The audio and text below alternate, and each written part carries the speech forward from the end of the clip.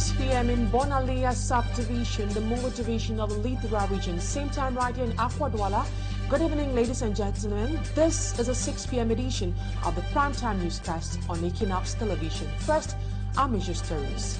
Several traders at the Chinese shopping center in the Aqua neighborhood in Douala continue counting their losses after their goods were reduced to ashes in a fire incident this morning. What must have provoked that fire incident? We have answers in this edition of the 6 p.m. Primetime Newscast. Meantime, police officers and forest guards clash over control checkpoints in the Bonalia subdivision, Lithura region of Cameroon. The divisional officer of Bonalia reacted by suspending all control activities in his area of command. And also to sport, will tell you how the Indomitable Lions of Cameroon will be clashing with Angola tonight at exactly 8 p.m. in their World Cup qualification game.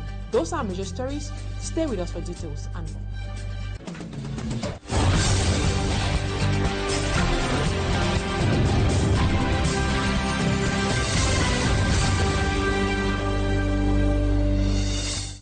Thank you so much for choosing Equinoxe Television for presentation. I am Immaculate Fogwe. Several shops have been reduced to ashes in a fire incident that occurred at a business center commonly referred to as the Chinese market in Douala Aqua.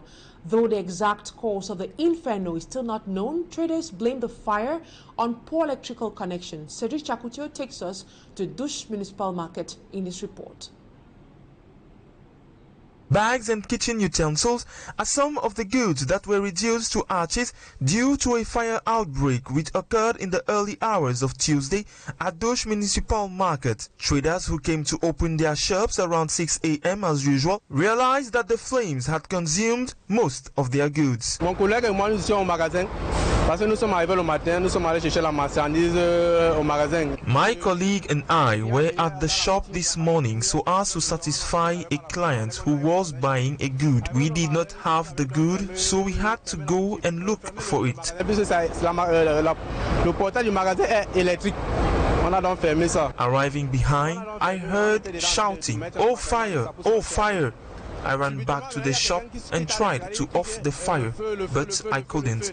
Et au portail directement, à la fenêtre du magasin, on voit directement la fumée, une grande fumée qui est en train de jaillir, une fumée énorme. We should be recalled that 9 months ago, on the 17th of September 2023, a fire incident occurred in the same market and caused several material damage. According to market officials, the recurrence of fire incidents is as a result of negligence on the part of the traders, as most of them do not have fire extinguishers, which are essential to prevent this type of situation. Nous avions même pensé mettre ce qu'on appelle les points d'adduction d'eau au marché. Nous avions pensé mettre dans tous les boutiques les instesteurs.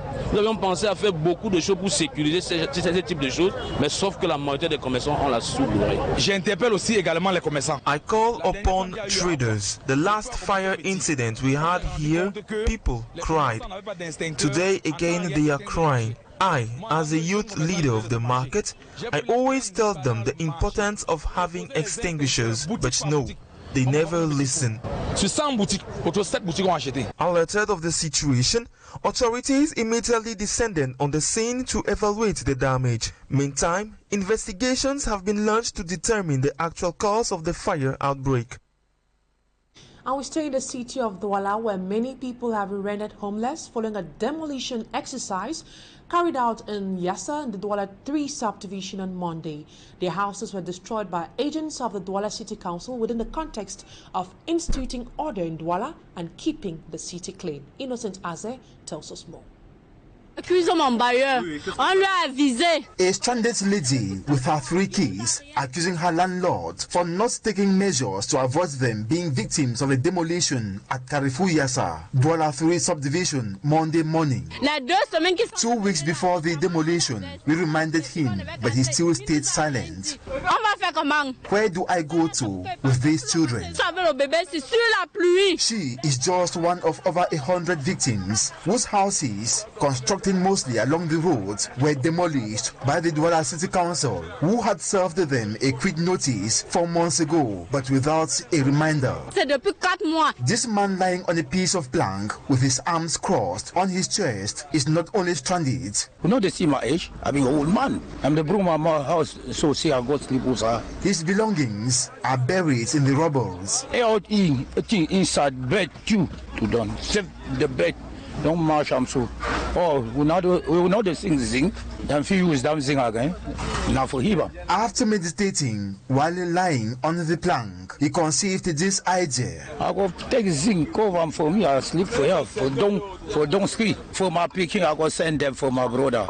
I sleep me down up tree. Another victim in lamentation is an IGP from Dop in the conflict-stricken Northwest region. I come for you. I run a war for Wisai. I come from Dop for Northwest region.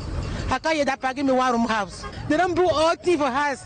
That means I don't run a rain for inside water. For my country, I will go. I don't know where I will go. Even the whereabouts of her children, she left home and stepped out to purchase maize, were not known the moments of the demolition. I want to come back, they don't blow up place. Any pig, I never see no one pig I was so.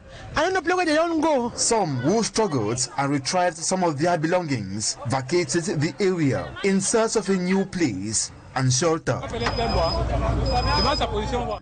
A difficult situation for those living there in Yassa. And away from that, a fight erupted between law enforcement officers and agents of the Ministry of Forestry and Wildlife over the control checkpoints in Bonalia subdivision in the Lithra region of Cameroon. The fight led to the suspension of all control activities on the Kake Bonalia Road by the divisional officer of the administrative unit. Babla Jonathan tells us more. Police officers and agents of the Ministry of Forestry and Wildlife had daggers drawn in Fiko Bonalea subdivision in the Mongo division, littoral region of Cameroon. The conflict recently degenerated into a fight over a control post. Deux techniciens des eaux et forêts, ils ont eu à bagarrer contre des agents de la police. Et les frères gendarmes qui étaient présents ont voulu intervenir. Ça a engendré donc des bagarres entre eux. The problematic mixed police gendarmerie post in Mankulan is qualified as illegal by the division officer of Bonalea, Isaura Maxime. After she dissolved the security post, 2 others were created, one manned by police officers and the other by gendarme officers. Les forces de l'ordre nous ont laissé à mettre la sécurité et des fois aussi ils abusent. Following the population's complaints of extortion by the law enforcement officers and agents of the Ministry of Forestry and Wildlife, the division officer of Bonalea suspended all control activities on the Kake Bonalea road till further notice. In her efforts to restore peace between the parties in conflict, she decries what she qualifies as disrespect of the administration by forces of law and order, pointing to the fact that such attitude is a serious threat to public peace, which they are paradoxically called to protect. And now we talk something else. Gendarmes have opened investigation to track down those behind the death of Amat Ekanga Christian, whose lifeless body was discovered in Fulbere, a neighborhood in Garwa. Meantime, a bike rider has been shot dead by unknown gunmen in a Mile 5 neighborhood in the conflict northwest region of the country. Smajikan Gabriel reports. A Congo Christian, aged 32 years, was discovered naked in his own pool of blood inside his room at Fulberi neighborhood in Gadwa by the elements of the Gendarmerie Brigade in Pumpumre, headed by Commander Bakachi Seidu during one of their patrols. According to Commander Bakachi Seidu, when the doctors at the crime scene checked Ahmed's body, it showed that he recently had intercourse, and it's suspected that the one who was with him must have committed the act, then locked Ahmed Ekango Christian inside the room and went away with the keys. For now, no suspect has been apprehended as investigations have been opened by the Gendarmerie Brigade of Pumpumre. The corpse of Ahmed Ekango Christian was lowered to Mother Earth Monday following the Muslim religion.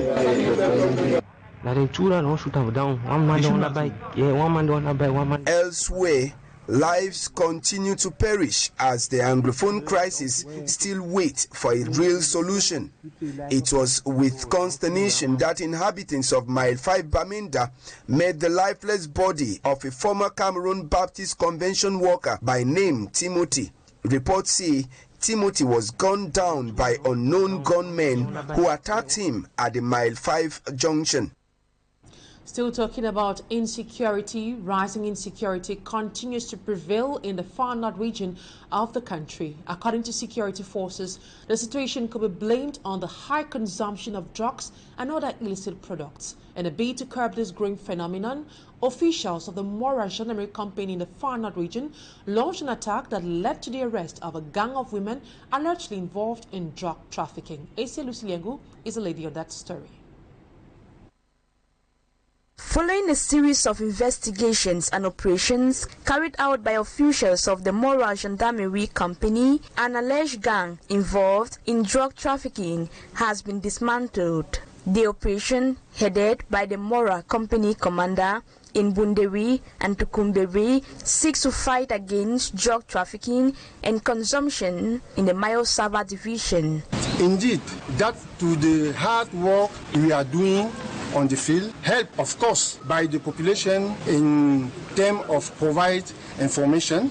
We are able to seize this quantity of cannabis and sukudai, as you can see. The suspects, including 2 women, had in their possession approximately 75 kilograms of marijuana and other psychotropic substances, as well as locally made weapons.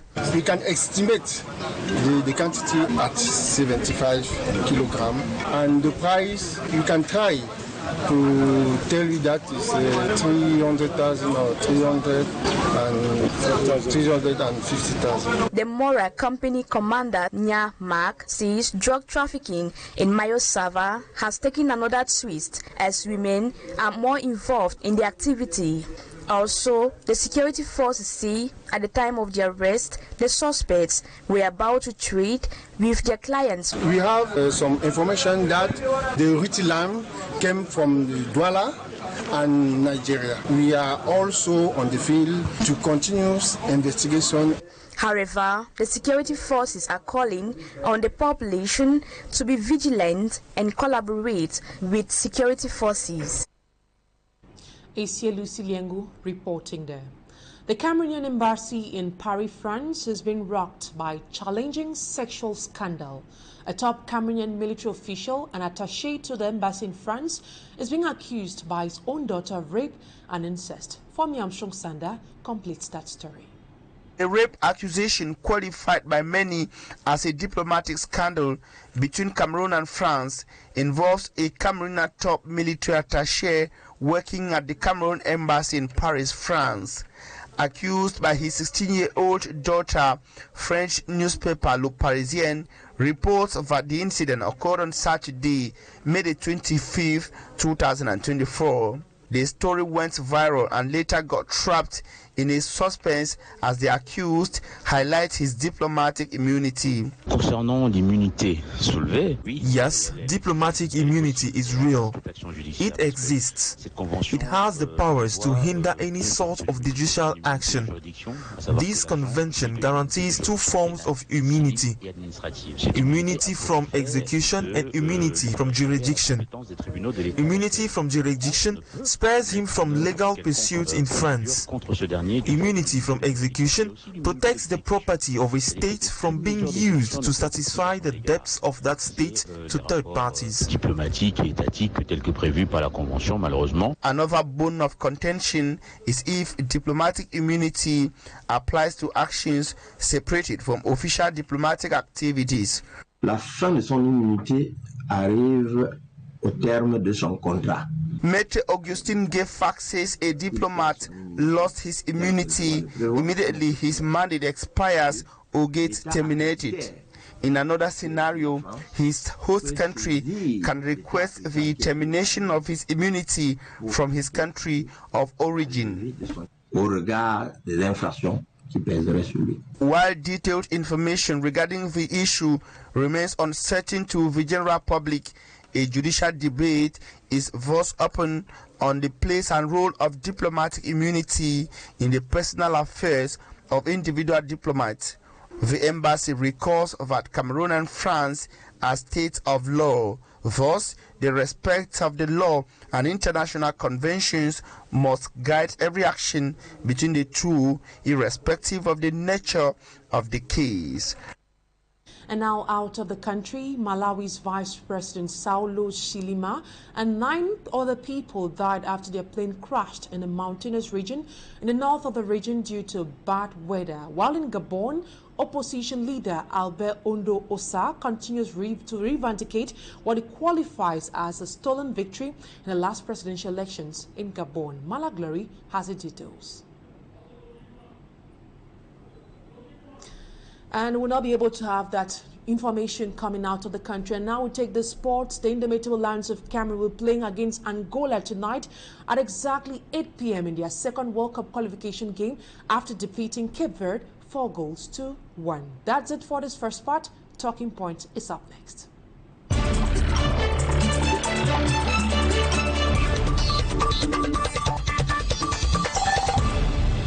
Thank you so much for staying with us on the second part of Talking Point. Our guest tonight is psychologist Dr. Sabine Eta-Fuda, and we'll be discussing about the rising cases of femicide noticed in Cameroon this time around.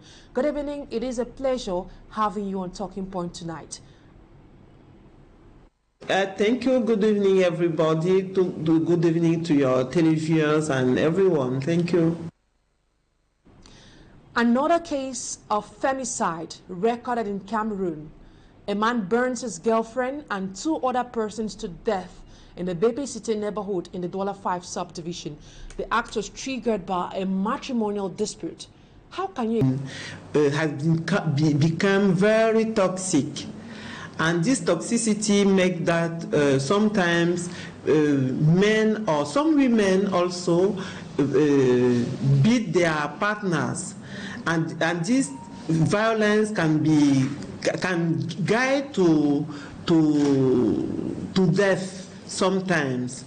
So how I can describe it is like an horrible situation that should not happen. It's something that should not even happen in our society. Because there are services that can protect victims, that can take in account such issues. Now, Dr. Sabine, I guess you must have been receiving several cases of complaints when it comes to marital issues. Now, is it true that one can't advise a girl who is in love? Yes, of course, we can advise a girl who is in love. Sometimes you used to hear that we can't advise a girl who is in love, but it's not true, because when a loving relationship becomes toxic, it's a danger for a girl, for the girl who is concerned. So we cannot say that we cannot advise this type of girl. It's not true. We have to advise them, and she herself have to take a very relevant decision concerning his own life. You cannot expose your life in a relationship because of love, because love don't beat. Love is not beating. Love is not violence. Love is a very nice relation where you are proud to be. You rightly said love is not violence. But then another issue raised is the silence of neighbors who are often witnesses of cases of violence. What explains the silence of neighbors when confronted with such conflicts? As a good neighbor, what would have been the right thing to do when confronted with a couple that constantly fights? What neighborhood can do is I advise I advise neighborhood to give support to the victim, but to guide those victims to the relevant services that are in charge of those issues. So we have a police station, we have social affairs, we have even NGO and so forth. There's a lot of services that can take in charge those type of issues, yes. Now, what do you think can be done to reduce the rising cases of femicide within the context of Cameroon? We have to raise awareness and especially conscience to people, because the first person who can reduce violence is the victim. You have to take care of yourself so that you can keep yourself safety to those type of issues. If it's not possible, those and other people can come and help you, but it's not sufficient to avoid violence. Dr. Sabine Etafuda, psychologist based right here in the city of Douala. Due to time constraints, we won't be able to continue with our interview. And that's all put an end to today's edition of the 6 p.m. primetime newscast on Equinoxe Television. Thank you so much, ladies and gentlemen, for your keen attention. Coming up next at exactly 6:30 p.m., you'll be having the news in French. And at 7 p.m., you have Equinoxe with Serge Alain Otu. And at 8 p.m., you'll be having an encounter between Cameroon and Angola. That's it. Have a wonderful evening.